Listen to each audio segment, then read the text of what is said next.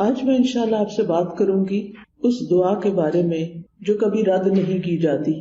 دعا ایک عبادت ہے، دعا ہماری ضرورت ہے. دعا اللہ تعالیٰ سے اپنی دنیا کی زندگی اور آخرت کی زندگی کی ضروریات کے بارے میں التجا کرنا ہے، اس سے مانگنا ہے، اس سے سوال کرنا ہے، اس کے آگے گڑ گڑانا ہے، اس کے آگے اپنی عاجزی کا اظہار کرنا ہے اور اپنے مسائل کا حل تلاش کرنا ہے. ہم سب جانتے ہیں کہ اس دنیا میں ہم آزمانے کے لیے بھیجے گئے ہیں. ہم سب پر آزمائشیں آتی ہیں، ہم سب کے امتحان ہوتے ہیں. کوئی بیمار ہو جاتا ہے، کوئی بچوں کی طرف سے پریشان ہوتا ہے، کوئی بچوں کی شادی کے مسئلے میں پریشان ہوتا ہے، کچھ انہونی قسم کی بیماریوں کا شکار ہوتا ہے، کوئی ذہنی مسائل کا شکار ہوتا ہے، کوئی مالی مسائل کا شکار ہوتا ہے، کوئی دنیا کے حالات کے بارے میں پریشان ہوتا ہے. اور یہ ہم سب ایکسپیرئنس کر رہے ہیں. اور بعض اوقات تو مسائل کا ایک تانتا ہوتا ہے، ایک مسئلہ ختم نہیں ہوتا کہ ایک اور مسئلہ شروع ہو جاتا ہے، اور انسان اس دنیا میں ان پریشانیوں کی وجہ سے گھبرا اٹھتا ہے. امام ابن القیم کہتے ہیں کہ دعا آزمائشوں کی دشمن ہے، یعنی ادھر آزمائش آئی تو اس کا مقابلہ دعا سے کیجیے. وہ کہتے ہیں کہ دعا مفید ترین علاجوں میں سے ایک علاج ہے. یہ آزمائشوں کی دشمن ہے، یہ مصیبتوں کو دور دھکیلتی ہے، ان کے ساتھ گتھم گتھا ہوتی ہے، ان کے واقع ہونے کو روکتی ہے اور مصیبتوں کو ختم کرتی ہے، یا مصیبت واقع ہو جائے تو اس کو کم کرتی ہے. دعا مومن کا ہتھیار ہے، مفید ترین دوا ہے.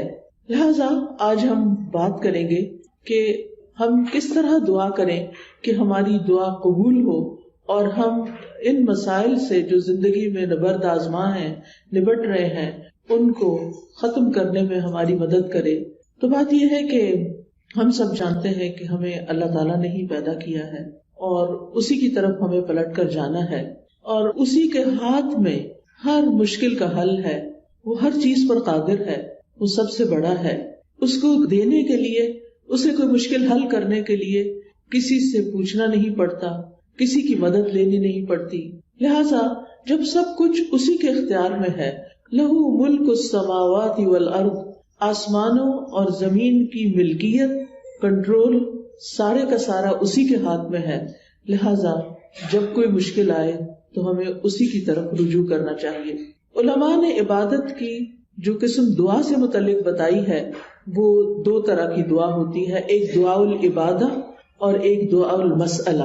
یعنی ہماری جتنی بھی عبادتیں ہیں، نماز، روزہ، حج، زکوٰۃ، جتنے بھی اعمال ہیں، ان سب کو بھی دعا کہا جاتا ہے، کیونکہ یہ بھی دراصل ہم اللہ سبحانہ تعالیٰ کے حضور جب حاضر ہوتے ہیں، مثلا نماز میں، تو آپ دیکھیے کہ ہم سینے پہ ہاتھ باندھ کے بھی دعا کرتے ہیں.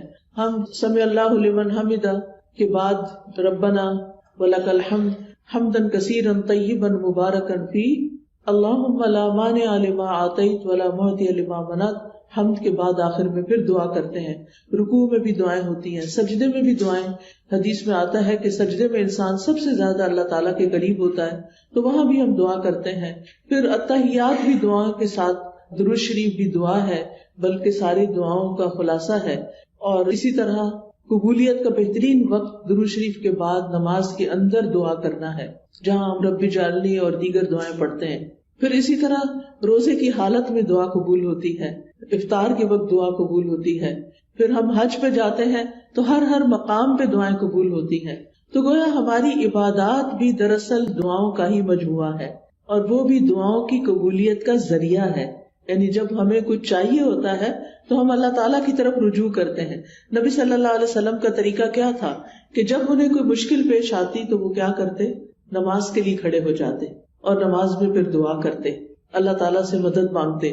قرآن مجید میں آتا ہے وَاسْتَعِینُوا بِالصَّبْرِ وَالصَّلَاةِ، مدد طلب کرو، مدد مانگو صبر اور نماز کے ساتھ. لہٰذا یہ دعا العبادت ہے، اس کا فائدہ انسان کو دنیا میں بھی ہوتا ہے اور آخرت میں بھی ہوتا ہے. دوسری دعا وہ ہوتی ہے جس میں ہم اللہ سبحانہ تعالیٰ سے سوال کرتے ہیں، کچھ مانگتے ہیں، اس کے آگے گڑ گڑاتے ہیں، تو اس کو دعا الطلب کہتے ہیں، دعا المسئلہ کہتے ہیں، جس میں ہم اللہ تعالیٰ سے التجا کرتے ہیں کہ وہ ہماری دعا قبول کر لے. اس کے بارے میں اللہ تعالیٰ فرماتے ہیں وَقَالَ رَبُّكُمُ ادْعُونِي أَسْتَجِبْ لَكُمْ، تمہارے رب نے کہا کہ مجھ کو پکارو، مجھ سے مانگو، میں تمہاری دعا قبول کروں گا۔ ایک اور جگہ پر آتا ہے سورۃ البقرہ میں، وَإِذَا سَأَلَكَ عِبَادِي عَنِّي فَإِنِّي قَرِيبٌ أُجِيبُ دَعْوَةَ الدَّاعِ إِذَا دَعَانِ فَلْيَسْتَجِيبُوا لِي وَلْيُؤْمِنُوا بِي لَعَلَّهُمْ يَرْشُدُونَ۔ اور تمہارے رب نے فرمایا کہ مجھ سے دعا کرو، میں تمہاری دعا قبول کروں گا، اور جب میرے بندے آپ سے میرے بارے میں سوال کریں تو بے شک میں قریب ہی ہوں، میں پکارنے والے کی پکار کا جواب دیتا ہوں جب بھی وہ مجھے پکارتا ہے۔ تو گویا اللہ سبحانہ وتعالی بندے کے بہت قریب ہے۔ فإنی قریب، ایک اور جگہ پر آتا ہے ان ربی قریب مجیب، کہ بے شک میرا رب قریب بھی ہے اور دعا قبول کرنے والا بھی ہے۔ لیکن دعا کی قبولیت کے لیے کیا کرنا چاہیے؟ فَلْيَسْتَجِيبُوا لِي وَلْيُؤْمِنُوا بِي لَعَلَّهُمْ يَرْشُدُونَ۔ ان کو چاہیے کہ وہ میری بات بھی قبول کریں، یعنی اگر وہ یہ چاہتے ہیں کہ ان کی دعا قبول ہو، ان کی بات قبول ہو، تو پھر وہ کیا کریں؟ وہ میری بات قبول کریں، میرے احکامات کو بھی قبول کریں۔ تو گویا اللہ تعالیٰ کی اطاعت بہت بڑا ذریعہ ہے دعاؤں کی قبولیت کا۔ اور پھر اسی طرح وَلْيُؤْمِنُوا بِي، مجھ پر اعتماد کریں، ایمان رکھیں، یعنی دعا کرتے رہیں، جب اس کی قبولیت کا وقت ہوگا، جب وہ واقعی قبول ہونی چاہیے، اس وقت وہ دعا قبول ہو جائے گی۔ اس لیے مایوس نہ ہو، اعتماد رکھیں، ایمان رکھیں، یقین رکھیں، لعلہم یرشدون، تاکہ وہ بھلائی پائیں، ہدایت پائیں۔ کیونکہ رشد جو ہوتی ہے، رشد اس میں ہدایت بھی ہوتی ہے اور بھلائی کے معنوں میں ہوتی ہے۔ یعنی انسان کی عقل کی دو قسمیں ہوتی ہیں، ایک وہ ہوتی ہے جس کے ذریعے انسان چیزوں کو سمجھتا ہے، اچھے برے کا فرق پہچانتا ہے، اور ایک ہدایت کی قسم رشد کہلاتی ہے، جس میں انسان اچھے برے کا فرق جان کر پھر بھلائی تک پہنچ جاتا ہے، خیر تک پہنچ جاتا ہے۔ اس لیے رب سے دعا کرتے رہنا چاہیے۔ اسی لیے ابراہیم علیہ السلام نے جب دعائیں کی تھی تو آخر میں فرمایا تھا ان ربی لسمیع الدعاء، بے شک میرا رب تو ضرور دعاؤں کا سننے والا ہے، یعنی وہ تو لازماً دعائیں سنتا ہے۔ اور السمیع کا لفظ، اس کا یہ مطلب نہیں کہ وہ صرف سن لیتا ہے اور بس بات ختم، نہیں، اس کا مطلب یہ ہے کہ جیسے ہم رکوع سے سر اٹھاتے ہیں تو کہتے ہیں سمع اللہ لمن حمدہ، کہ جو اللہ کی تعریف کرتا ہے اللہ تعالیٰ اس کی حمد کو سنتا ہے، بلکہ مطلب یہ ہے کہ اس کی حمد کو قبول بھی کرتا ہے، دعاؤں کو قبول بھی کرتا ہے۔ اسی طرح حدیث میں آتا ہے اللہم انی اعوذ بک من دعاء لا یسمع، اے اللہ مجھے اس دعا سے بچا لے جو سنی نہ جائے۔ تو یہاں سننا قبول کرنے کے معنوں میں، کہ ایسی دعا نہ ہو کہ جو تیرے ہاں قبولیت نہ پائے، لیکن دعا مانگنے کا طریقہ بھی درست ہونا چاہیے تاکہ دعا قبول ہو جائے۔ اس کے بارے میں اللہ تعالیٰ کا فرمان ہے سورۃ الاعراف میں، اللہ تعالیٰ فرماتے ہیں ادعوا ربکم تضرعا وخفیا انہ لا يحب المعتدین، تم اپنے رب کو عاجزی سے اور چپ کے پکارو، یعنی دعا مانگتے ہوئے انسان کے اندر عاجزی ہونی چاہیے، خشوع ہونا چاہیے، انسان کو ہمبل ہونا چاہیے، اپنے آپ کو رب کے سامنے محتاج ظاہر کرنا چاہیے۔ اور پھر فرمایا وَلَا تُفْسِدُوا فِي الْأَرْضِ بَعْدَ إِصْلَاحِهَا، دعاؤں کی قبولیت چاہتے ہو تو آہوزاری سے پکارو، چپ کے پکارو۔ اللہ تعالیٰ حد سے بڑھنے والوں کو پسند نہیں کرتا، اور تم زمین میں اس کی اصلاح کے بعد فساد نہ کرو، یعنی زمین میں مطیع اور فرما بردار بن کے رہو، بگاڑ پیدا نہ کرو۔ ان رحمت اللہ قریب من المحسنین، بے شک اللہ کی رحمت محسنین سے، نیکوکاروں سے بہت قریب ہے، یعنی اللہ تعالیٰ ان لوگوں کی دعا زیادہ سنتا ہے جو لوگوں کے ساتھ بھلائی کرتے ہیں، نہ کہ ان کے درمیان پھوٹ ڈالتے ہیں، فساد کرتے ہیں اور ان کی زندگی مشکل کرتے ہیں۔ لہٰذا اگر ہم چاہتے ہیں کہ ہماری دعائیں قبول ہو تو اس کے لیے بہت ضروری ہے کہ پھر ہم اللہ سبحانہ وتعالیٰ کے حقوق بھی ادا کریں اور اللہ کے بندوں کے ساتھ بھی بھلائی کا اور رحمت کا معاملہ کریں۔ یعنی ہم چاہتے ہیں کہ ہم پر رحمت کی جائے تو ہمیں کیا کرنا چاہیے؟ دوسروں کے ساتھ رحم کا معاملہ کریں۔ کہتے ہیں نا ارحموا من فی الارض یرحمکم من فی السماء، تم اس پر رحم کرو جو زمین میں ہے تو تم پر وہ رحم فرمائے گا جو آسمان میں ہے، یعنی اللہ سبحانہ وتعالیٰ تم پر اپنی رحمت فرمائے گا۔ تو اس سے یہ پتہ چلتا ہے کہ دعا مانگنے کے وقت انسان کا طریقہ کیا ہونا چاہیے۔ سب سے پہلے کہ گڑ گڑا کے پوری توجہ سے رو کے, اللہ سبحانہ تعالیٰ کے آگے فریادیں کر کے, لیکن حد سے نہ بڑھا جائے. حد سے بڑھنا کیا ہے کہ انسان ایسی حرکتیں شروع کر دے کہ جن کا سنت سے کوئی تعلق نہیں. نبی صلی اللہ علیہ وسلم نے اس طرح کی دعا نہیں مانگی. پھر اسی طرح یہ کہ پوری امید کے ساتھ دعا کرنی چاہیے, پورے یقین کے ساتھ دعا کرنی چاہیے کہ ہماری دعا قبول ہوگی. اللہ تعالیٰ سے نا امید نہیں ہونا چاہیے. وَادْعُوهُ خَوْفًا وَطَمَعًا, خوف رکھتے ہوئے اور امید کے ساتھ دعائیں کرنی چاہیے. یعنی انسان دعا مانگنے سے رکے نہیں بلکہ مانگتا رہے. دیکھا جائے تو اللہ تعالیٰ کو تو انسان کی دعا کی ضرورت نہیں کہ بندہ اس سے ضرور مانگے. یہ تو انسان کے اپنے فائدے میں ہے کہ انسان اللہ سے مانگتا رہے. یہ جو اللہ تعالیٰ ہمیں حکم دے رہے ہیں کہ دعا مانگتے رہو, تو آپ دیکھیے کہ اس میں ترغیب دی جا رہی ہے.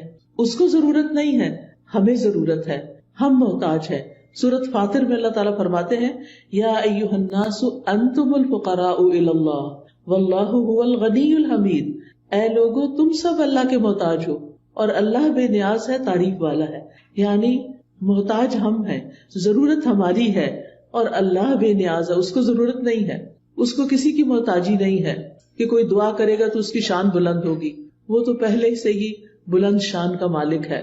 ایک حدیث قدسی میں آتا ہے, اللہ تعالیٰ فرماتے ہیں اے میرے بندو تم کبھی مجھے نقصان پہنچانے کی طاقت نہیں رکھو گے, یعنی میرا کچھ نہیں بگاڑ سکتے کہ مجھے نقصان پہنچا سکو, نہ کبھی مجھے فائدہ پہنچانے کے قابل ہوگے کہ مجھے فائدہ پہنچا سکو.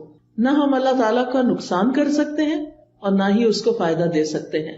اسی لیے ایک اور حدیث میں آتا ہے اے میرے بندو اگر تمہارے پہلے والے اور تمہارے بعد والے اور تمہارے انسان اور تمہارے جن سب مل کر تم میں سے ایک انتہائی متقی انسان کے دل کی طرح ہو جائیں تو اس سے میری بادشاہت میں کوئی اضافہ نہیں ہوگا. یعنی اگر ہم سب کے سب بہت نیک بھی بن جائیں تو اللہ تعالیٰ کو تب بھی کوئی فائدہ نہیں. ہم اپنا سارا مال بھی خرچ کر دیں تو اللہ تعالیٰ کا کچھ بھی فائدہ نہیں, اس کا ریٹرن خود ہم ہی کو ملنے والا ہے. تو بات یہ ہے کہ دعا انسان ہی کو فائدہ دیتی ہے, لہذا دعا مانگتے رہنا چاہیے کیونکہ دعا ایک عبادت ہے. ہم اپنی زندگی میں جتنی بھی دعائیں کریں گے اتنی زیادہ اللہ تعالیٰ کی محبت پائیں گے, کیونکہ نبی صلی اللہ علیہ وسلم نے فرمایا لیس شیء اکرم علی اللہ من الدعاء, اللہ کے ہاں دعا سے بڑھ کر کوئی چیز عزت والی نہیں.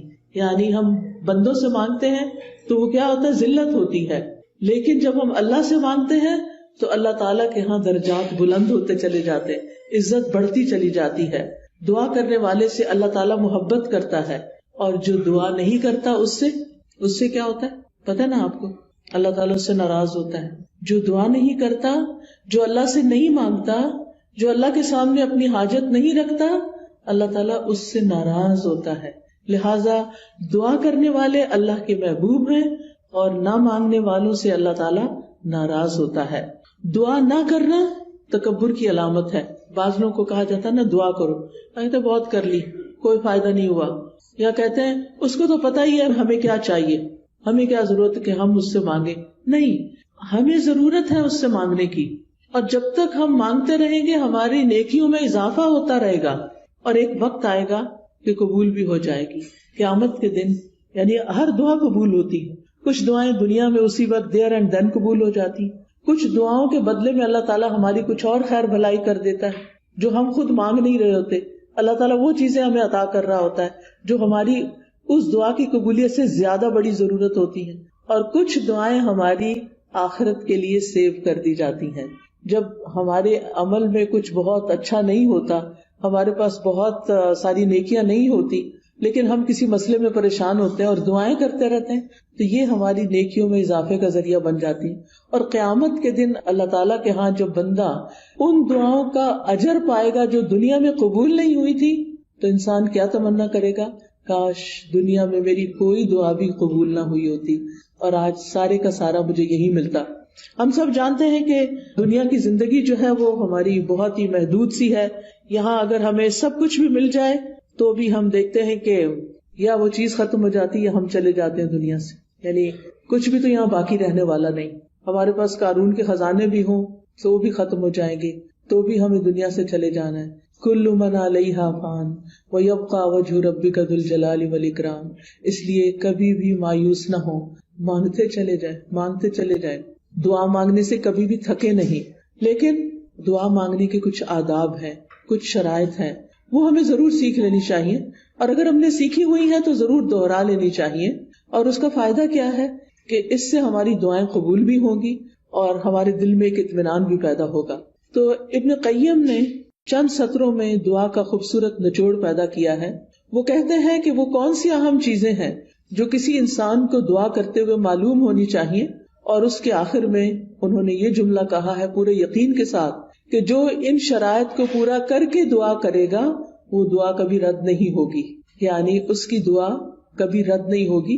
تو آج کا موضوع بھی یہی ہے کہ وہ کون سی دعا ہے جو رد نہیں ہوتی، یعنی وہ کس طریقے سے مانگی ہوئی دعا ہے جو ضرور قبول ہو جاتی ہے. اور یہ باتیں انہوں نے اپنی کتاب الجواب الکافی لمن سأل عن الدواء الشافی، اردو میں بھی کتاب آپ نے اس کا ترجمہ دیکھا ہوگا دوائے شافی کے نام سے. ہو سکتا ہے آپ میں سے کچھ لوگوں نے یہ کتاب پڑھی ہو. بہت ہی اچھی کتاب ہے، پڑھنے کے لائق ہے. میں سمجھتی ہوں جس نے زندگی میں یہ کتاب نہیں پڑھی اس کے علم میں بہت بڑی کمی ہے.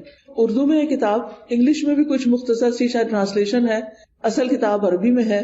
اگر آپ کو اردو نہیں بھی سمجھ آتی، نہیں پڑھ سکتے، تو کم از کم آپ اس کے آڈیو لیکچر سن سکتے ہیں. قرآن فار آل ایک ایپ ہے جس میں دوائے شافی کے سارے لیکچرز ریکارڈڈ موجود ہیں. اس میں سے ایک لیکچر اگر آپ کر کے سنیں گے تو کتاب ختم ہو جائے گی. آڈیو بک ہے وہ، اور چھوٹا چھوٹا میں نے ایکسپلین بھی کیا ہوا ہے اس میں. تو اس سے آپ کو زندگی گزارنے کے بہت سارے پر حکمت ایسے نکتے ملیں گے کہ جن کو اپنا کے آپ کی زندگی میں ایک اطمینان اور سکون پیدا ہو جائے گا. تو بہرحال اس کتاب کا ترجمہ النس اینڈ دا کیور کے نام سے بھی آپ دیکھیے گا ضرور. تو دعا کی قبولیت کے اسباب کون سے ہیں؟ اگر آپ کے پاس کاپی پین ہو تو اپنے پاس نوٹ کر لیجئے، اور اگر نہیں تو دل پہ لکھ لیجئے. سب سے پہلی چیز دل کا حاضر ہونا، یعنی دعا کی قبولیت کے لیے سب سے اہم ترین چیز کیا ہے کہ دل کی حضوری کے ساتھ دعا کی جائے. یعنی مقصد کو حاصل کرنے کے لیے مقصد کو پہلے اچھی طرح سمجھ لینا چاہیے کہ مانگنا کیا ہے. پھر مانگنے کے لیے الفاظ کیا ہونے چاہیے، کیونکہ آپ دیکھیے جتنے اچھے الفاظ سے آپ مانگتے ہیں نا، اور جتنے پیار سے مانگتے ہیں، جتنی عاجزی سے مانگتے ہیں، تو جو آپ مانگتے ہیں وہ آپ کو مل جاتا ہے. آپ کسی انسان سے بھی، کسی بچے سے بھی، مثلا بعض اوقات ایسا ہوتا ہے نا، بچہ آپ کی کوئی چیز اٹھا کے بھاگ جاتا ہے تو آپ اسے کہتے ہیں ادھر آؤ، واپس لاؤ، تو کیا ہوتا ہے، وہ اور دور بھاگتا ہے. لیکن اگر آپ پیار سے اس کو کہتے ہیں اچھا یہ دیکھو ادھر آؤ، میرے پاس یہ چیز بھی ہے تمہارے لیے، آؤ، تو وہ اس چیز کو دیکھتا ہے تو وہ فوراً آ جاتا ہے. تو جو پیار کی بات ہوتی ہے نا، محبت کی بات ہوتی ہے، اور توجہ سے بات جو کی جاتی ہے، اس کا اثر ہی کچھ اور ہوتا ہے. بعض اوقات ہم ایسے کرتے ہیں، ہمارے ہاتھ میں فون ہوتا ہے اور ہم کسی سے بات کر رہے ہوتے ہیں تو وہ دوسرے کو کوئی اثر نہیں ہوتا، بچے اس بات کا کوئی اثر نہیں لیتے. تو توجہ، دل کی حضوری، اچھے الفاظ، اور غفلت سے باہر آ کے اچھے سے مانگنا.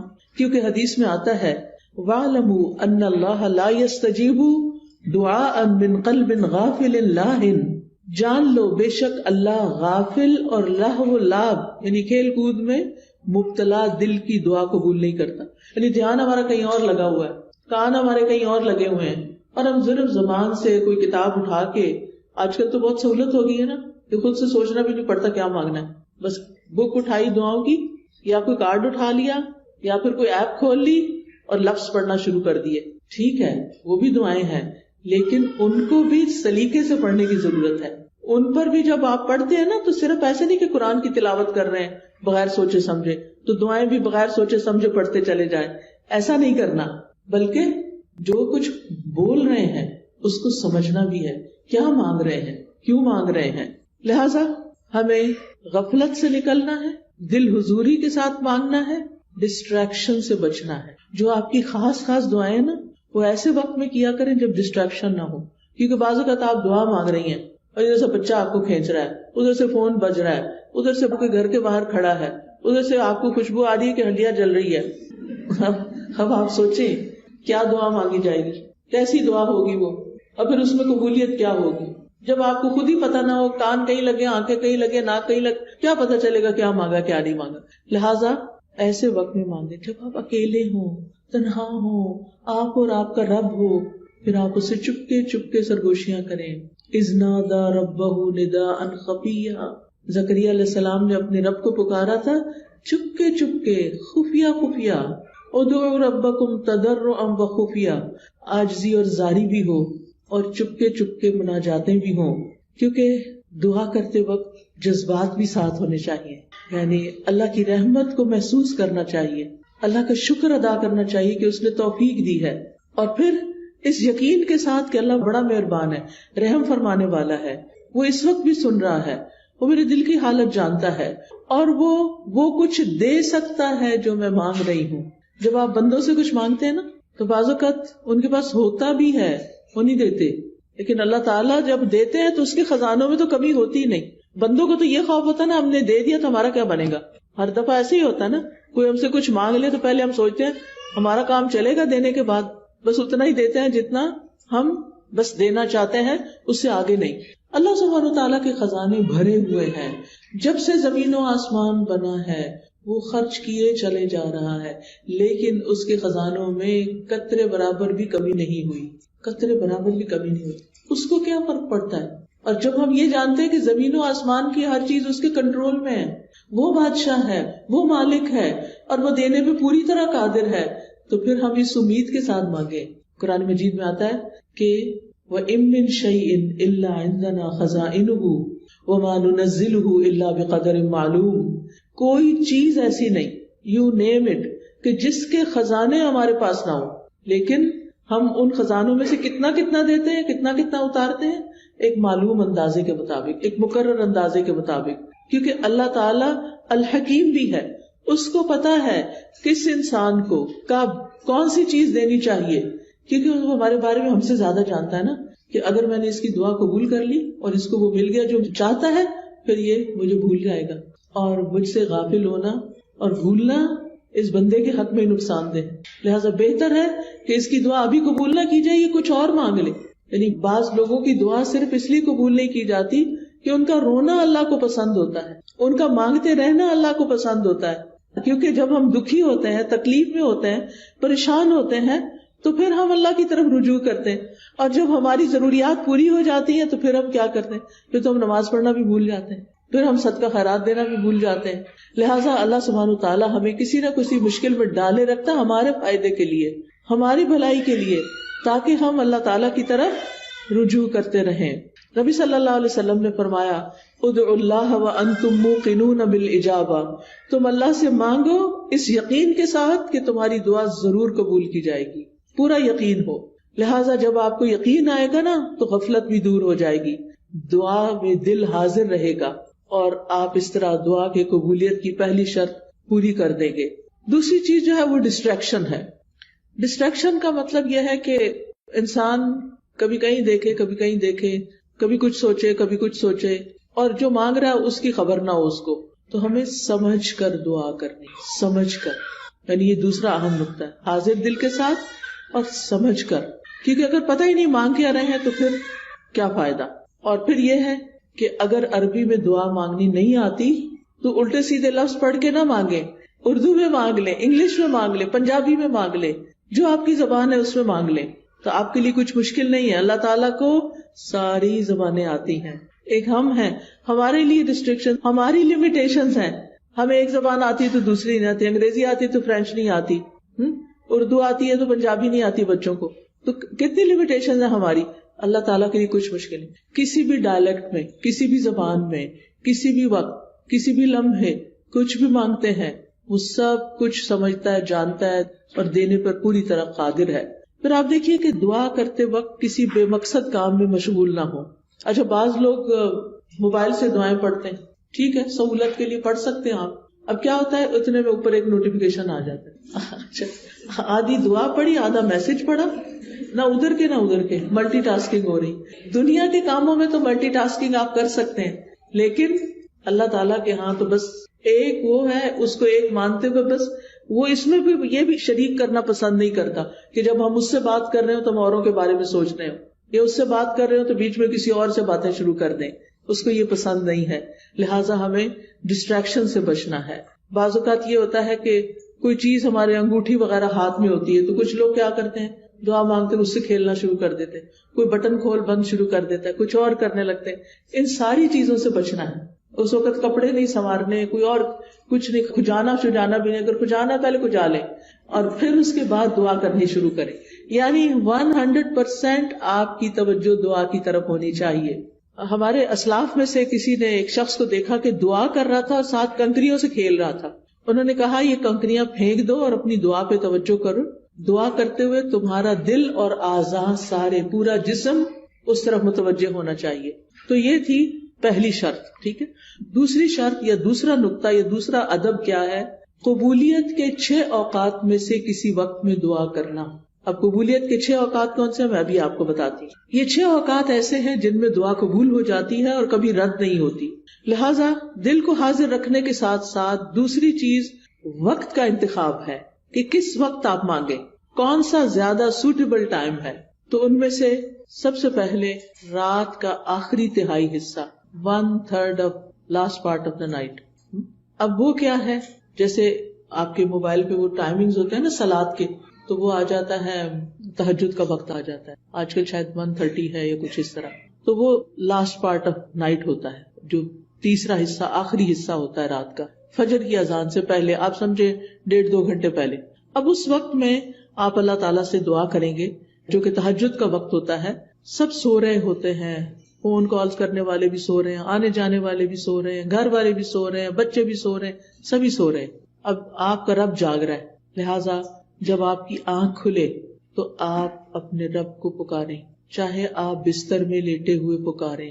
منع نہیں ہے لیٹ کے دعا کرنا، آپ لیٹ کے بھی دعا کر سکتے ہیں. اس وقت کوئی آپ کو دیکھ نہیں رہا ہوگا، آپ اللہ کے آگے رو سکتے ہیں، آپ اپنی التجائیں فریادیں کر سکتے ہیں. اگر کوئی ساتھ سویا ہوا ہے تو پھر زور سے نہیں بولیے، دل دل میں بولیے، کیونکہ اللہ تعالیٰ نے اجازت دی ہے کہ ادعوا ربکم تضرعا وخفیا، خفیہ خفیہ، چپکے چپکے، وسپرنگ میں، دل ہی دل میں اللہ کے ساتھ فریادیں کرنا شروع کر دیں. اور یہ دل کی حضوری کا بہترین وقت ہے. حدیث میں آتا ہے ہمارا رب تبارک و تعالی ہر رات آسمانی دنیا پہ نزول فرماتا ہے. جب رات کا آخری تہائی حصہ باقی رہ جاتا ہے اور وہ آواز دیتا ہے کوئی جو مجھ سے دعا کرے تو میں اسے قبول کر لوں. اللہ تعالیٰ خود پکار رہے ہیں، مانگو مجھ سے. ہے کوئی جو مجھ سے مانگے تو میں اسے عطا کر دوں. ہے کوئی جو مجھ سے بخشش طلب کرے تو میں اس کو معاف کر دوں. اور یہ ہر رات ہوتا ہے، ایوری نائٹ. لہٰذا اس وقت سے فائدہ اٹھانا چاہیے. اگر ہم اپنے گناہوں سے پریشان ہیں، اپنی بری عادتوں سے پریشان ہیں، اپنی کچھ مینٹل ہیلتھ کے بارے میں پریشان ہیں، کسی خاص مسئلے کے بارے میں پریشان ہیں، تو اس آخری حصے میں رات کے اٹھیں اور اللہ تعالیٰ سے دعا کریں. اللہ تعالیٰ اپنی شان کے مطابق آپ کو نوازے گا اور یہ دعاؤں کی قبولیت کا سنہری موقع ہوتا ہے. دوسرے مواقع کون سے ہیں؟ ابن القیم لکھتے ہیں وَعِنْدَ الْأَذَانِ، حدیث میں بھی آتا ہے اذان. اب آپ کہیں گے ہمارے گھر میں تو اذان ریکارڈیڈ ہے. بالکل ریکارڈیڈ اذان بھی اذان ہے، وہ کچھ اور تو نہیں ہے نا. بعض لوگ کہتے ہیں اچھا اس کا جواب دیں. بھئی کیوں نہ دیں، وہ کیا کہہ رہا ہے؟ وہ وہی تو کہہ رہا ہے جو اذان کے الفاظ ہیں. اب آپ مسجد میں بھی ہوتے ہیں تو کیا آپ کو مؤذن کی اصل آواز آ رہی ہوتی؟ نہیں نا. کس میں سے آ رہی ہوتی؟ مائک کے تھرو آ رہی ہوتی ہے.